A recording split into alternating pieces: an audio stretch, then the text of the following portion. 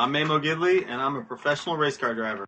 I was always super competitive, and my background really wasn't racing at all. My dad was a commercial fisherman and lived on a sailboat his whole life, and I was raised on sailboats, which is about as far away from actually car racing as possible. I raced a little bit of sailboats, but that's not where I got the competitive spirit. I think it was just something that I was born with, or something that I saw at a very early age and just latched onto, because I've always wanted to compete with people and always wanted to race. Because I came from a normal family, racing is normally you either come from a famous name, you have an Andretti or an Unser as your father or something like that, or you come from a family that's wealthy enough to support you getting into it. And so for me, I didn't have any of that, so it was really an accumulation of people throughout the years. I was racing down at Long Beach, which is a street course, a real fast street course, and we had already had practice qualifying, and this was the race day, so this was the morning warm-up for the race.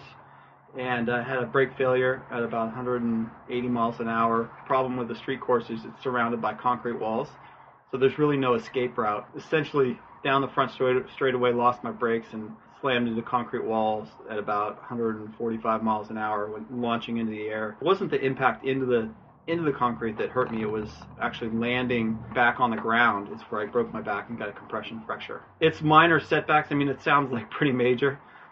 I was back in the car in about 2 weeks.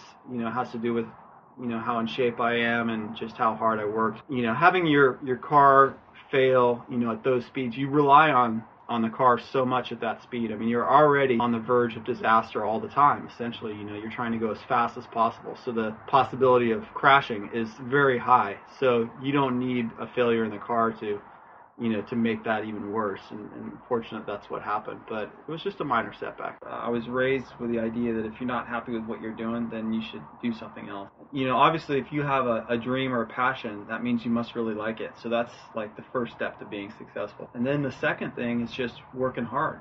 If you like something enough, if it's really, a passion or a dream that's very important to you, then you almost will naturally work hard to make it happen.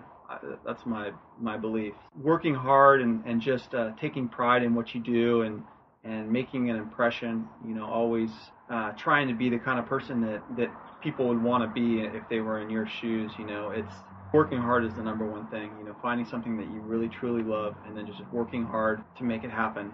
I think that you can pick any sort of career path or a passion, anything out there. If you like it, and it's a passion and you work hard enough, then you'll make it successful.